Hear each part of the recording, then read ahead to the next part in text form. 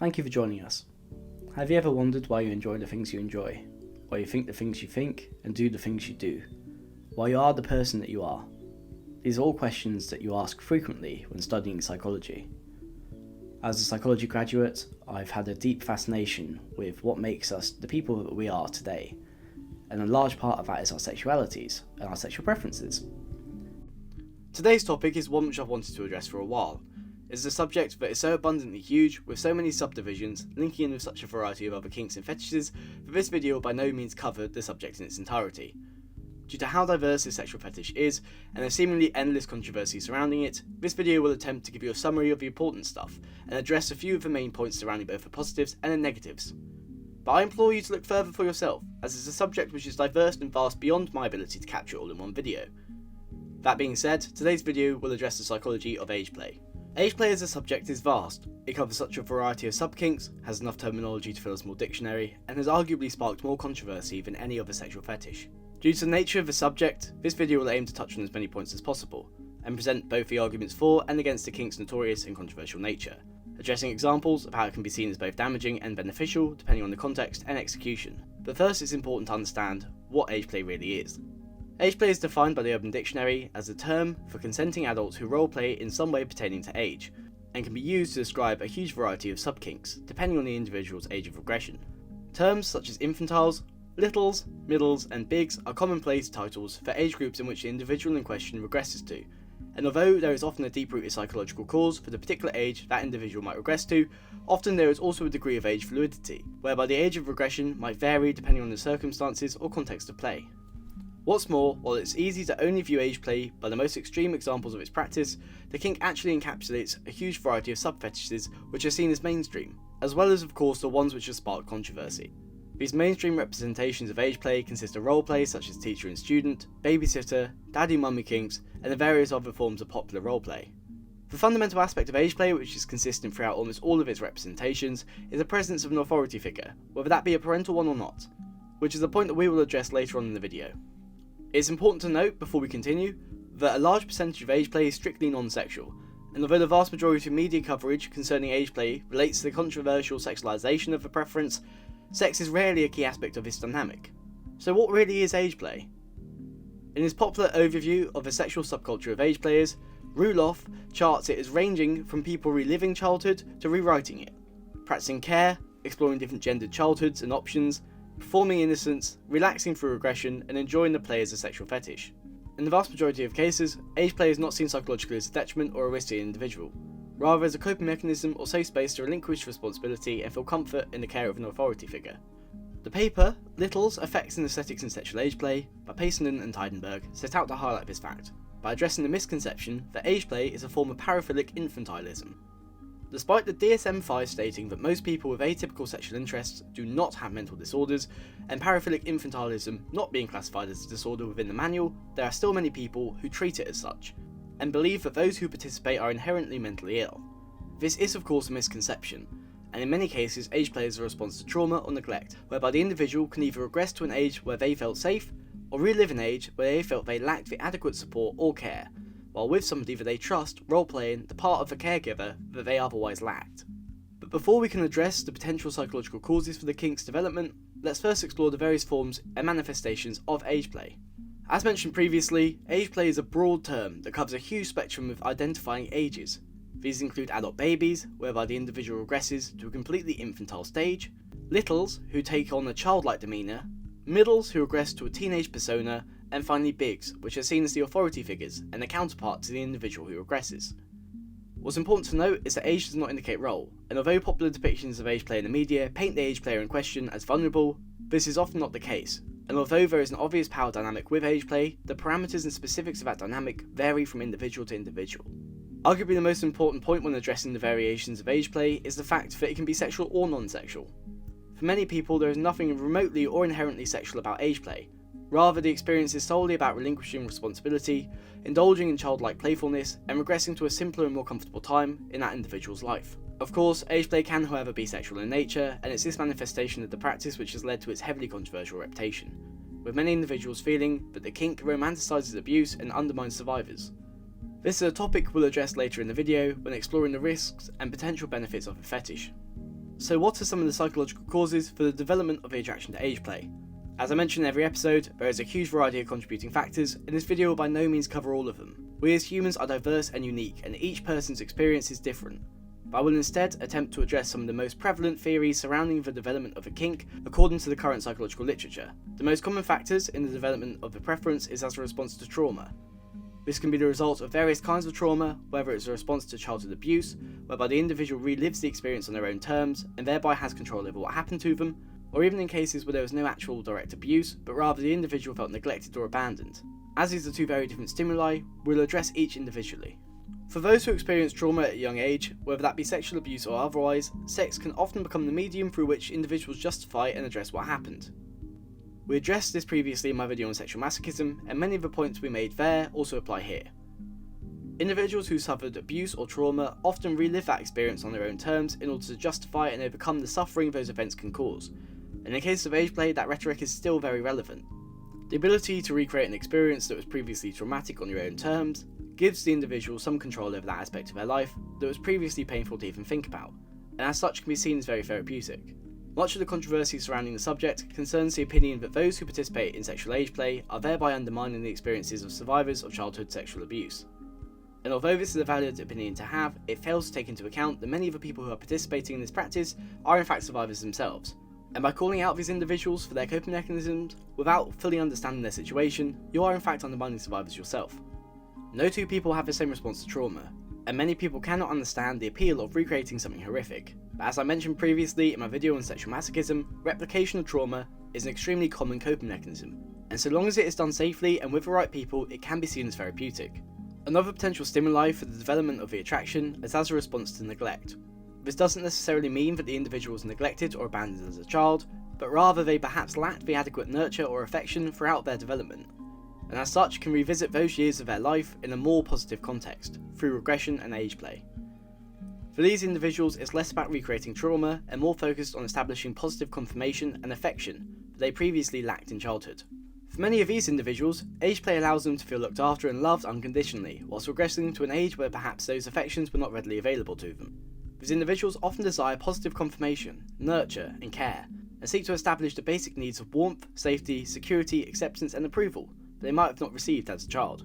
An interesting point made in a post by Megan Michaels, an author and self-admitted little, is that age play has nothing to do with real children, but has everything to do with being childlike.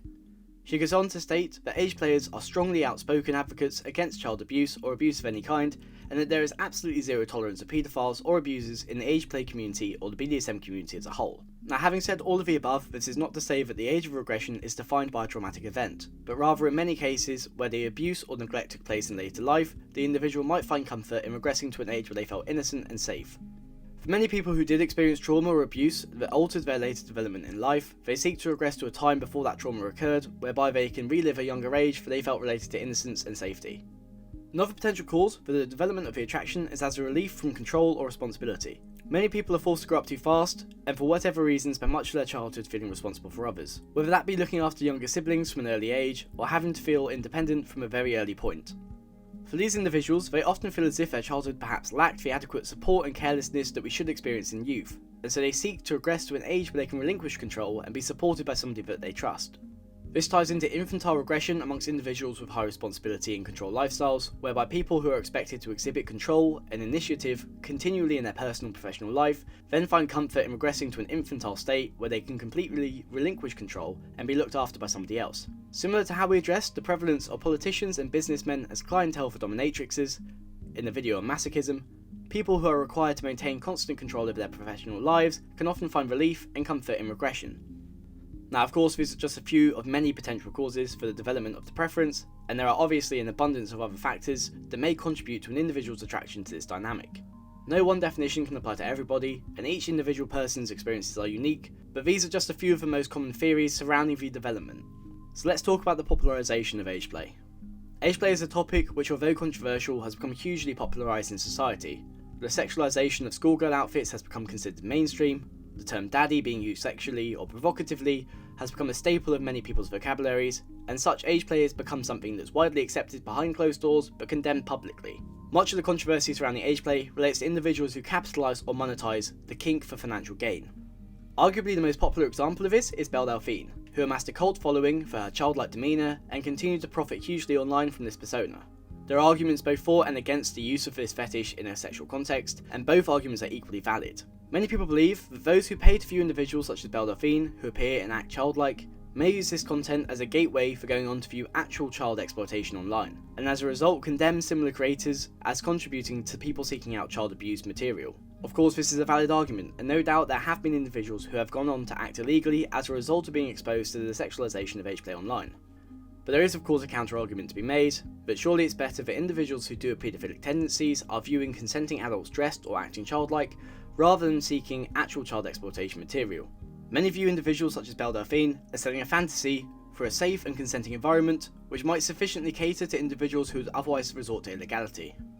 Many argue that it's not the responsibility of content creators to concern themselves with how their audience interpret their work, but rather the responsibility of the viewers to better educate themselves and to view what is depicted as a work of fiction. At the end of the day, this is a debate which is still ongoing, and it's down to you to decide where you stand on the matter. As with any kink or fetish, especially ones which have warranted the degree of controversy that age play has, there are an abundance of risks as well as benefits. First, we'll address the potential risks associated with the kink, before moving on to how it can be viewed or used positively and therapeutically. Passanen and Teidenberg addresses this issue when saying, although acted out amongst willing adults, the playful crossing of boundaries of childhood and adulthood, with the ideological and moral concerns that they entail, remains rife with tension. As a field of practice, age play taps into a range of concerns regarding the motivations of playing baby, toddler or preteen to act as nurse, parent or carer for one. The heavy shadow of paedophilia in fact never seems to loom far away. Voicing concerns of paedophilia is a theme which is recurrent amongst almost every discussion of age play online, although members of the community are quick to shut them down. Accusations of paedophilia are met with great detail and reflexivity, and practitioners of age play are often extremely thorough in their absolute rejection of any kind of abuse. As such, it would seem that the relationship between age play and the perceived attraction of adults to minors are in fact one that is made exclusively by observers, with members of the age play community defending their right to roleplay the part, while also condemning individuals who see it as any more than fantasy. But that's not to say that there aren't still risks. The paper, Fantasy Depictions of Child Sex Abuse, The Problems of Age Play in Second Life by Dr. Reeves, explores the argument put forward for prohibiting the possession of fantasy images of child sexual abuse within the Coroners and Justice Act of 2009, and applies them to sexual age playing in Second Life. Although the legislation acknowledged that the material being depicted was of consenting adults, the main argument addressed was the relationship between online virtual behaviour and real-world contact offences. Although the legislation never became actualised and research did not suggest significant enough evidence to take it any further, it still made for an interesting point of debate and drew awareness to the potential patterns of behaviour amongst known sex offenders, which might indicate their likelihood to re-offend. Another point to address is the potential risk of individuals who are drawn to age play due to having experienced childhood abuse or trauma, seeking relationships which are detrimental or abusive. As mentioned previously, many individuals who participate in age play do so as a coping mechanism and as a means of overcoming trauma. But as with any relationship where there is a distinct power dynamic instigated through sex, there is always a risk of abuse of that dynamic. This is a point that is relevant to many BDSM relationships, and it's a topic which we addressed in the masochism video, but it's one that is equally applicable here. Whenever a relationship involves a power dynamic of some kind, it's of paramount importance that both individuals are attracted to that dynamic for the right reason, and neither party abuses that trust. Having said that, there are of course an abundance of potential benefits when it comes to age play when it's practiced safely and in a consensual manner. As with many of the kinks covered in these videos, when practiced in a safe, secure and consensual environment, age play has the potential to be beneficial and even therapeutic. That's not to say that BDSM or sexual expression should ever be seen as an alternative to therapy, but rather the safe practice of these preferences has the potential to help individuals explore, address and even overcome traumatic experiences in their lives. So long as all parties are on the same page and the practice is done in a safe and consensual way, then age play should be seen as a positive way for some individuals to justify their trauma. Equally, for those whose attraction to age play is unrelated to trauma, it can be seen as a means for them to better understand themselves through the context of playful regression, with many littles describing entering the mindset of little space as being a state of being where they feel safe and comfortable. If this safe space state of mind is where individuals find comfort and security, then that can only be seen as a positive, so long as it's done in a way that does not negatively impact those around them. Whether it manifests sexually or non-sexually, for many people their little persona isn't necessarily something that they can exit or enter, rather it's an integral part of their personality and the way in which they understand and process things. An article by Intermore addresses the positive opinions of age players, in which one individual describes their experience as, "It really helps the humanitarian in me. It also helps me deal with the day-to-day stresses of being an adult." and it also helps me to be more open and vulnerable with my partners. I truly trust my partners to a deeper level. As such, as long as the practice is done consensually and all parties are comfortable, then age play has the potential to be an extremely positive experience for many. Little space. The safe space mentality that many age players enter has the potential to explore and understand experiences but the individual might otherwise have not addressed, and allows the participants to develop a degree of trust that conventional relationship dynamics might not have offered. To conclude, like anything covered in these videos, there are of course benefits and risks, and the most fundamentally important thing is to communicate with one another on our experiences, our preferences, and the things that we do and don't enjoy. One person might enjoy, another might find triggering or traumatic, and so communication is key. Sitting down and having those awkward conversations so that we can explore our preferences and fantasies in a safe, consensual and secure environment. As ever, there are of course an abundance of other factors to take into account, and this video by no means covers all there is to understand, or all of the contributing factors. So if this is a subject that you find interesting, I implore you to look further into it.